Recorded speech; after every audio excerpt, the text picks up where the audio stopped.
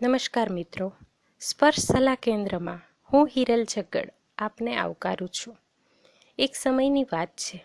એક નગરના રાજા હતા. તેમનો કુંવર ખૂબ ગુણવાન અને સ્વરૂપવાન હતો. રાજકુંવર દેખાવથી, ગુણથી, વિચારોથી અને નિષ્ઠાથી પણ ભારોભાર ભરેલા હતા. તેમના પિતાને સહજ રીતે અપેક્ષા હતી કે હવે મારા રાજકુંવર ઝડપથી સાંસારિક જીવનમાં પગલાં માંડે. પિતાના અતિ આગ્રહથી રાજકુંવર વિવાહ માટે રાજી થયા, પરંતુ તેમણે પોતાની જીવનસંગીનીની પસંદગી વિશિષ્ટ રીતે કરવાનો પ્રસ્તાવ મૂક્યો.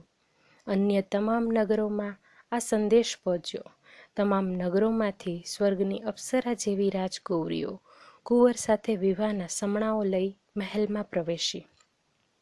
આ હરોળમાં એક ગરીબ ઘરની દીકરી પણ હતી, જે મનોમન ઘણા ટાઈમથી કુંવરને પ્રેમ કરતી હતી. તેને જોઈને તમામ નગરજનોને આશ્ચર્ય થયો, પણ તે દીકરીનું મન મક્કમ હતું.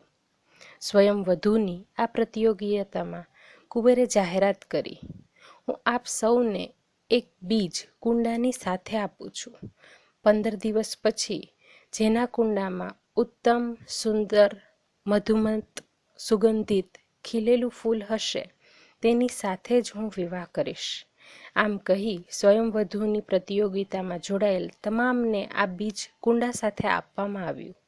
15 દિવસ પછી ફરી મહેલમાં સભા ભરાઈ. બધા એકત્રિત થયા. નગરજનો આતુર હતા કે રાજકુંવર કોના પર પોતાની પસંદગી ઉતારશે.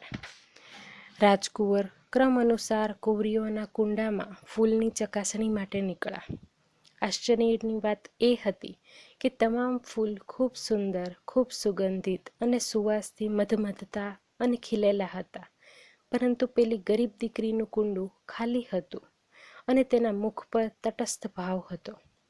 રાજકુંવરે પોતાના વિવાહની જાહેરાત કરતા તમામને આંચકો લાગ્યો, કેમ કે તેમણે તેમની પસંદગી પેલી ગરીબ ઘરની દીકરી પર ઉતારી હતી. કુંવરના પિતા પણ ઉગ્ર સંવાદે સભામાં જ પૂછી બેઠા, કુંવર, આ શું? આ દીકરી આપની કસોટીમાં નિષ્ફળ ગઈ છે. તેમની પાસે ફૂલ જ નથી. કુંવરે પ્રત્યુત્તર આપતા કહ્યું, ના પિતાશ્રી, માત્ર આ જ યુવતી આ કસોટીમાં સફળ નીવડ્યા છે, કેમ કે મેં જે બીજ આપ્યું હતું તે નકલી હતું. અર્થાત કોઈ કેટલા પણ પ્રયત્નો કરે તો પણ આ બીજથી પુષ્પ બનવાની કોઈ શક્યતા જ ન હતી.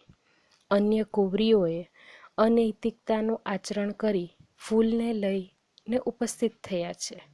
તેમણે કોઈ પણ રીતે અન્ય જગ્યાએથી ફૂલને લઈને અહીં આવ્યા છે, જ્યારે આ યુવતીએ મને પામવા માટે પોતાના મૂલ્યોની અવગણના ન કરતા ખાલી બીજ લઈને જ અહીં પધાર્યા છે.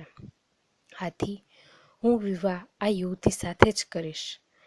નગરજનો અને રાજા આ વાતથી ખૂબ પ્રસન્ન થયા. બંનેના ઉત્સાહભેર વિવાહ લેવાયા.